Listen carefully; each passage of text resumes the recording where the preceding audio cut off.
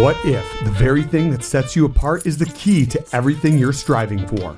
Welcome to Uncommon Edge, the podcast for those who are done with the ordinary and ready to own what makes them different. I'm DJ Neumann, and if you're here, it's because you know you're built for more. You're uncommon by design, ready to break boundaries and build a life of purpose, success, and impact. Each week, we'll dive into hard-hitting strategies, raw stories from the trenches, and the tools that will sharpen your edge. From game-changing lessons to deep-diving interviews, this is your space to rise up, build, and make your mark. Whether you're growing a business, dreaming of starting one, or looking to level up in life, you'll leave each episode with insights and inspiration to make it happen. You weren't designed to blend in, you were designed to stand out. So if you're ready to defy the norm and bring out your best, let's dive in, get to work. Your journey to owning your uncommon edge starts now. Ever feel like you're just running in circles, constantly thinking about what to do next, but never actually pulling the trigger? What if I told you the biggest thing holding you back isn't time, money, or talent, but your hesitation to just make a damn decision? I'm DJ Neumann. Welcome back to the Uncommon Edge. Thank you so much for making the decision to spend your time with me here. That is the most valuable asset that you have, and I want to make sure that you don't waste any of it. Today, we're going to be talking about deciding or staying stuck. Why speed is actually your secret weapon in business and life in general. Think about how much time you've wasted agonizing over decisions, big or small. Maybe it's launching that business or hiring that team member or building the team for that matter, leaving a job, or just picking what the hell to eat for dinner. Fellas, that's never an issue at the dinner table or in the car or wherever, right? Ladies, don't get upset. It's just a joke. But on the in term of everything, that is a wildly difficult decision sometimes. I don't know what it is. But we wait and thinking the perfect choice will just magically appear. But guess what? The most successful people in the world don't wait. They decide and they just figure it out as they go. So, using the food analogy as the thing, you have to actually decide what it is that you want or you actually need. Sometimes what we want isn't always the best choice for us, right? Sometimes I want that massive cheeseburger or whatever. Maybe that's not the right choice for me at the time. And sometimes we want that because we want that immediate satisfaction of diving into the thing that's going to make us feel good. People do things because they feel like it, not necessarily because it's what they should be doing or it's what they want to be doing. But the biggest, most important thing is to actually just make that decision and decide on what it is that you want and get clear on that thing. So that way, the clearer you are, the easier decisions start to be able to be made. That is a huge thing. If you don't decide, you just stay stuck. And guess what? Being stuck is actually a decision in and of itself. Crazy, right? Everything that has led you up to the moment right now, wherever you're listening to this, every decision you've made, every choice you've made has put you exactly where you belong right there. And if you're looking around and you're like, man, I don't like where I'm at right now. Well, you know what choices not to make. That's the best thing about making choices quickly, because you can, as fast as you make them, you can start to decide, well, was that the right choice? And you can adjust. It's just like sailing a boat. You can adjust your sails to the thing. So let's talk about one of the biggest myths in life, that the myth of the perfect decision. Most people actually hesitate because they're waiting for the right choice, the one that guarantees success, eliminates all risks, and gives them a perfect outcome. But let me tell you something. That choice doesn't freaking exist. perfection is the enemy of progress. Waiting for the right time, perfect plan, or absolute certainty means that you're actually just delaying action. You're procrastinating because it's a logical justification for not moving forward, because if you don't have the perfect thing, well, of course you can't make that decision, because we all want certainty, but nothing in life is certainty. Well, I guess, it's like the joke is, except for death and taxes, but hopefully we can put off the first one for a little bit, and the latter, that's something that you can't really avoid, at least without going to prison, right? Success isn't about always knowing, though. It's about always moving forward. And moving that ball forward takes the commitment to make the decision. Like, here's some examples of why decisions matter more than perfection. You may have heard of a little company called Amazon. Jeff Bezos, he talks about something called the 70% rule. If you're 70% sure, just make the call, because waiting for 100% certainty will leave you behind. I don't know about you guys, but he's made some decisions, and not all of them have been the greatest, I'm sure. But since he's constantly making quick decisions, he's able to readjust on his way around. Facebook's old motto, move fast and break things. It wasn't about being perfect. It was about gaining momentum. And look where it got them, right? Success comes from stacking small, imperfect decisions on top of each other. And the longer you wait, the further you fall behind. Has that ever happened to you? I know it's happened to me, where you just kind of like sit back and you wonder, oh, okay, what would have happened if I would have just done the thing? If I would have just started walking. That's why, like, the tortoise and the hare story is so popular amongst kids, because at the beginning, the tortoise just starts going, and he made the decision to start, and he's walking. Maybe he's not running really fast, but he's walking. And the hare just kind of like sits back, and he's like, oh, I'm going to blow him away, because he knows he can run fast. Well, that same thing happens in business when we start not making decisions on the things that we want. It's like we're sitting under the tree eating the carrot, watching the turtle, goofing off and making fun of that turtle because he's moving so slow. But in reality, he's going to be way better off than you are, because that consistency compounds over time. And this is why speed is actually more important than accuracy of making that decision. You've probably heard the phrase, slow and steady wins the race. I do call BS on this. Speed wins, because speed creates momentum and speed creates opportunities. Now, I'm not talking like back to the tortoise and hare thing. I'm not talking like having to blow past the turtle and constantly be running your face off. No, what I am talking about is being fast to actually make the decision to just start. Opportunities end up disappearing when you wait. Competitors move while you're still thinking about it. I've been victim of this. Have you? Nothing upsets me more is when I'm trying to make things happen, and I'm so guilty of this, where I'm putting all the right things, even these podcast episodes. I guarantee you, because when I record these, I don't edit them. I hit play and I start recording, and I have like a general layout of what I want to talk about, and whatever comes out based on experience, and then I hit send, and then I'm on to the next thing. Are they perfect? No, they're not perfect. I know they're not perfect, but they're raw and they're real, and they do have value. And I know that, if you're listening right now, you're finding value in it, because otherwise you would have shut me off.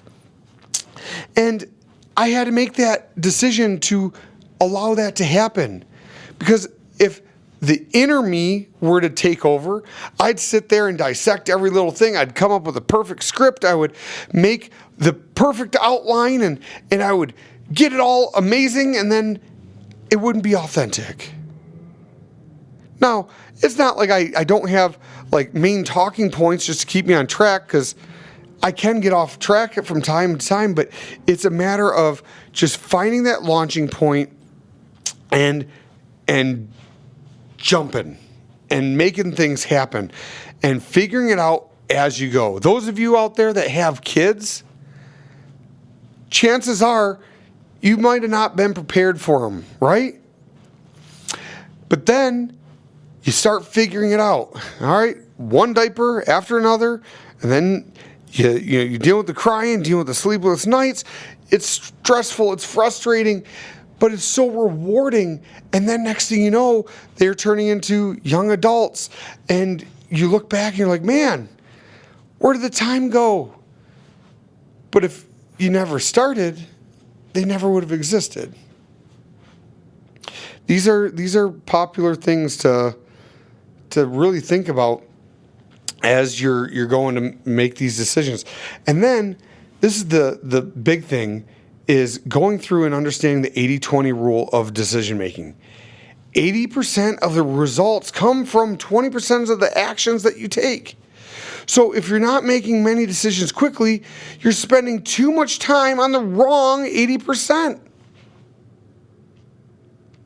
For example, a business owner antagonizing over their website design instead of focusing on sales. Sales moves the needle. The perfect font on your website doesn't. And trust me, it is so easy to get lost in that area. I've done it. I still have a tendency to do that from time to time, because you want it to be nice and you want it to be perfect. But instead, start looking for things that can drive conversions, that can actually move the needle. Successful people make decisions fast. And I'm hammering this over and over and over, and you're probably like, yes, DJ, I get it. Successful people make decisions fast. Think of like Elon Musk. He didn't overthink. He just decides, takes action, and he adapts. Like when that, I remember a while back when he threw that rock and the thing shattered. Okay, well, it wasn't perfect. He laughed at himself. Everybody laughed at him. But then he went ahead and made some adjustments to his sales, and then made the thing happen, made it work. Just the 80% right now beats 100% too late. If you don't move fast, you'll always be playing catch up. So how to actually make faster, smarter decisions today? Would that help you? Do I have permission to kind of give you a little bit of juice here to help you along your way to get this going? All right, let's make this practical. How do you stop overthinking and start making power moves? I'm going to give you 5 ways to actually become a decisive beast today. Fair enough? So, we already talked about one of them. Use the 70% rule. If you're 70% sure, go.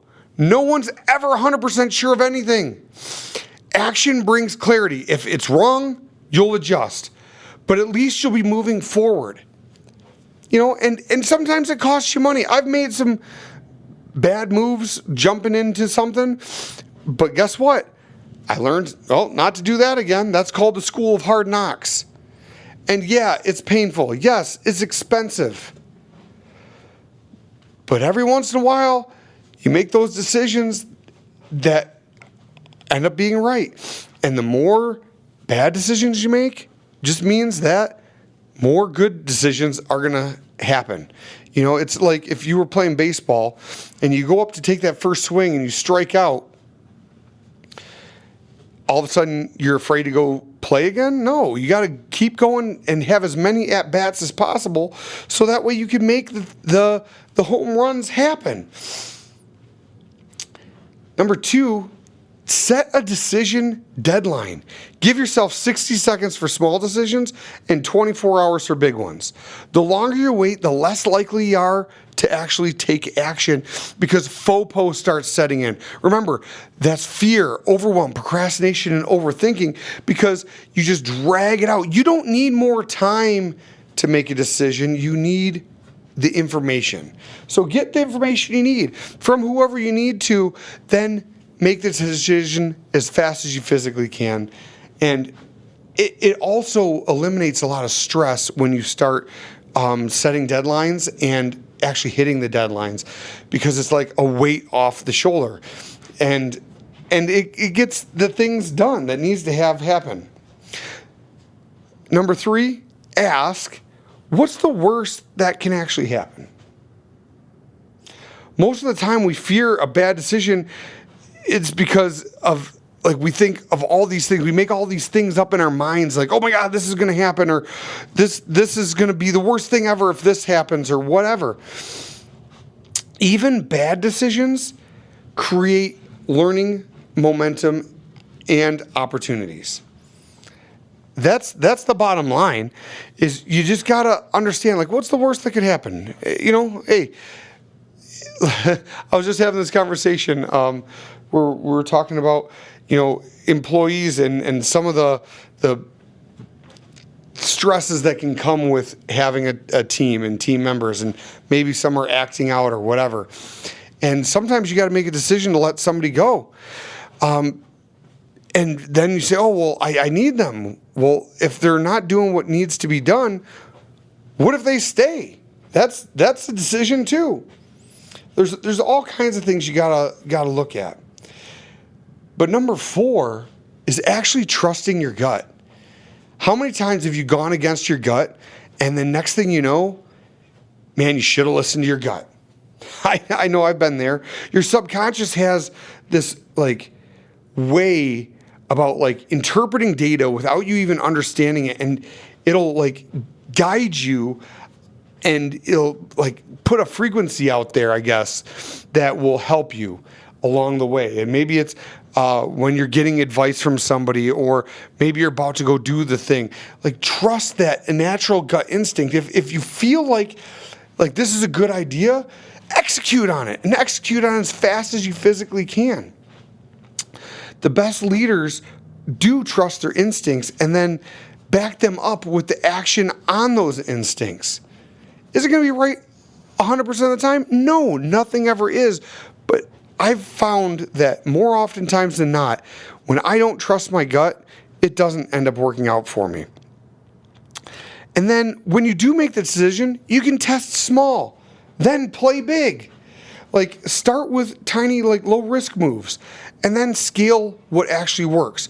For example, before investing thousands into a new marketing strategy, test it out with $100 in ad spend, and maybe do some A/B split testings. But once you find out what actually works and you start to see the results that you're looking for, then go all in on it. That's what you're supposed to be doing.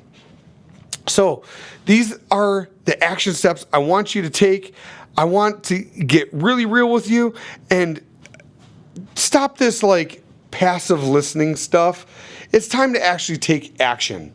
So here's 3 actions I want you to take right now. Write down one decision you've been avoiding. Just one? Yeah, let's start with just one. Write down one decision you've been avoiding. Then 2, set a hard deadline.